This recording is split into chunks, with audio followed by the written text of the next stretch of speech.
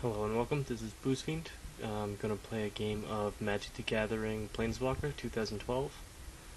This game is essentially just going to be, my friend said that he couldn't beat the last guy on Planeswalker difficulty, so this is me giving it my own attempt. I'm going to be using a creature deck here, just putting out a wall at the very starting of the game. This is, if you don't know how to play Magic, it's kind of simple. The cards out in the front part are lands, and you need lands to cast these other cards in your hand, where the casting cost is told onto the top right of the card. You can only play one land a turn, unless you have certain cards like that. My opponent has that artifact he just played, where if he spends 2 mana, so if he taps 2 islands, he sacrifices that artifact, which is putting it into the graveyard, and finds 2 other lands to put him into play tapped, which tapping means turning them sideways, so they can't be used. So essentially at turn 3, he's going to have 5 land out, if he has another land in his hand.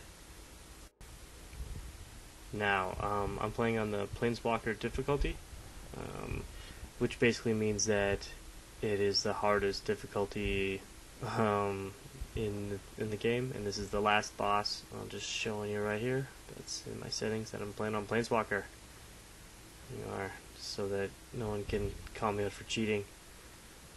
This means that he's going to have like the best luck at drawing the cards that he's going to need. And yeah, that card is amazing. It makes all the guys that I need to cast cost 1 more mana.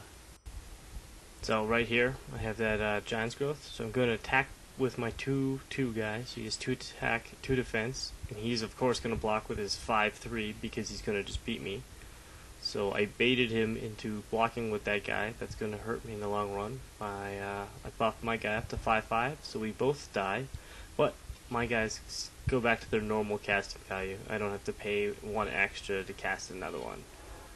Except for, of course, since he's playing on Planeswalker, he has very high percentage chance of getting the cards he needs, which is another one of those guys.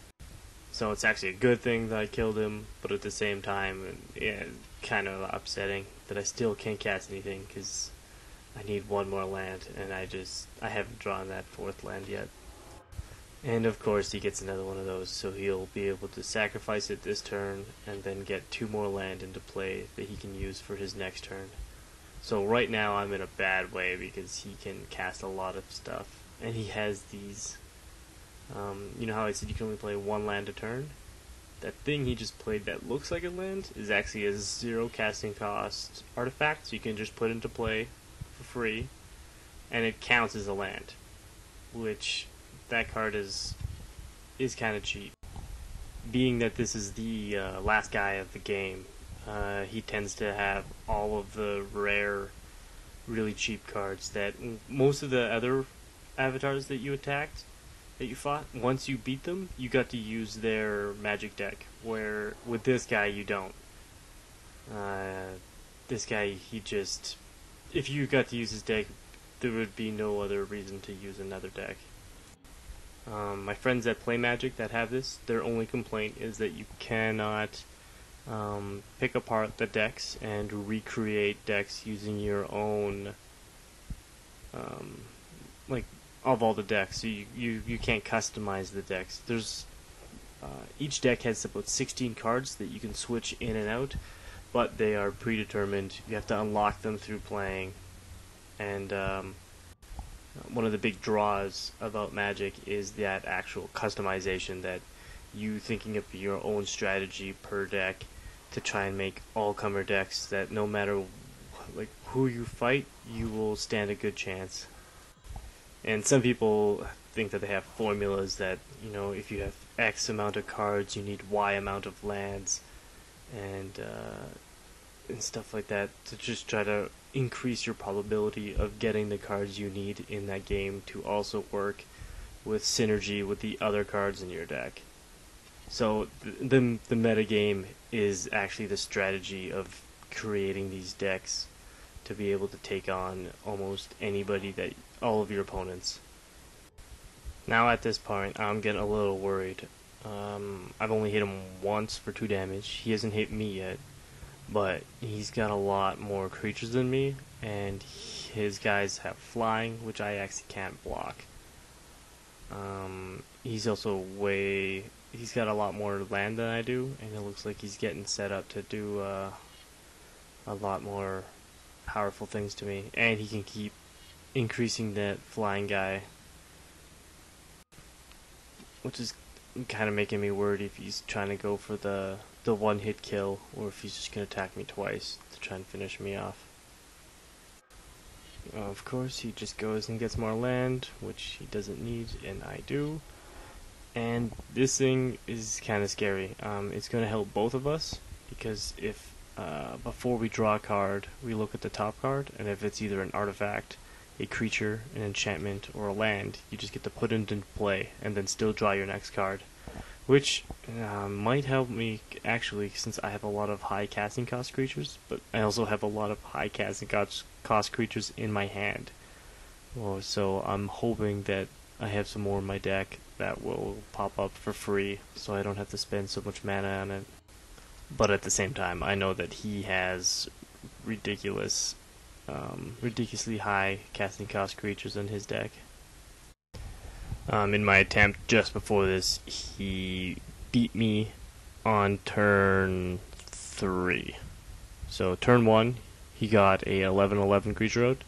Turn 2, he attacked me with that 11/11 creature, and turn 3, he beat me. Now you might be wondering why I just attacked and sacrificed my guy there, and how I knew that my 7/7 guy was going to kill his 8/8 guy. Because when that worm attacked or defended at all, it would get a -1/-1 at the end of the turn, and at that time he had no mana left. So I knew that my guy would die, but his guy would have 7 hits left. He'd only have 1 hit left, and then he would lose one of his 1/1/1 tokens, bringing him down to 0 hit points.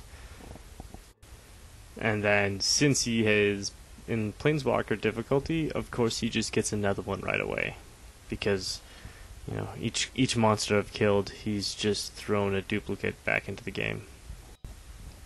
Now, I'm just trying to get out as many creatures as I can right now.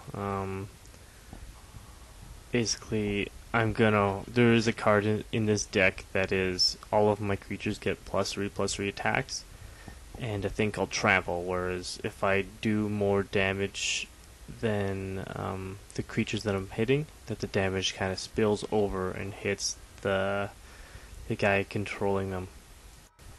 So I'm just essentially throwing more big creatures out and waiting for one card to win me the game. Now, you might also be wondering, why aren't I attacking at all? Because I know that flying thing is actually going to kill me, and he has enough land that if I was to attack, he could just bump it up. Because I think it's every 3 land that he pays, he can give that thing a +1/+1 counter. And right now he has enough land that none of my guys can actually kill him without him, basically just pumping him up like that. And here is when I start panicking. His guy is flying and 10/10. So in the next 2 turns, I have nothing that can stop him. And I'm counting on that if I heal myself up. Oh, and there's the card I needed. Unfortunately, doing a quick little math assessment of my characters, I cannot kill him if I was to attack, so I need more monsters out. I need to put more guys out. Hopefully I could survive a couple rounds of him attacking. I might have to heal myself. I mean, if I heal myself 12, I give myself another turn, but then I also don't take into consideration that he is going to pump his guy up to 14. And he pumps him up to 14 on my turn, so that all of his lands untap. And then if he needs to, he could increase its attack and defense on his own turn, and then attack. But instead he puts out that creature that has, if it hits anything, it will just kill it outright. So here, I use my wall to defend, because I know my wall is the only thing that can actually block it.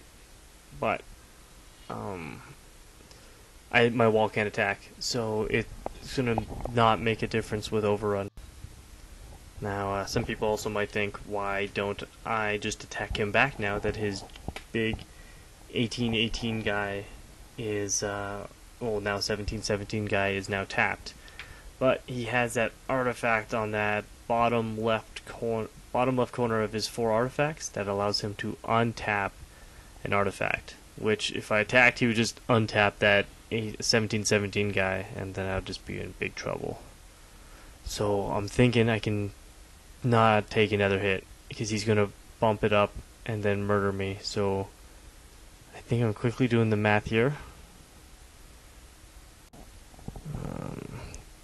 Seeing how much mana I'll have, and see how much land he has. And it takes 3 land to give him +1/+1, and he isn't going to have enough to bump it up to full to be able to kill me. So I'm gonna throw another creature into play.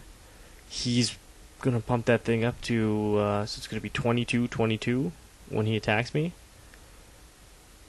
Which I'm assuming he's gonna attack me. I mean, and then I will have enough creatures here that with my overrun I should be able to kill him.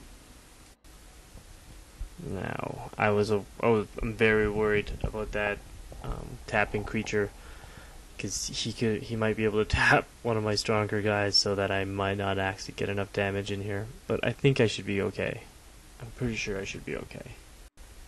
Now, I mess up here because I'm gonna block with my 3/3 guy or my 2/2 guy, but I don't have to, because if I use that worm on the far left, it automatically kills that guy, and then I gain health for whatever its toughness was, and it automatically dies. Like, it wouldn't deal damage or anything. So I would have healed myself another one to not be at 2, where I'm going to be after this guy pumps this guy up to 22/22. And just a reminder that there hasn't been any breaks in play, so that you can tell that I did not record half of the video in Planeswalker and then split it out, and then when like a bunch of monsters were dead, and then re-put it in with a lower difficulty. This is all on Planeswalker. Oh, and I lived with 4 health left. I thought it was at 2. But here we go. Attack with everything. And he doesn't have enough blockers, and I'll just trample over him, so I win. That one's for you. You know who you are. You wanted to see that happen. And BooZe'n. I don't know why it messes up my name like that. Apparently Fiend is all those symbols. So thanks for watching, and thanks for sticking through that if you don't care about Magic.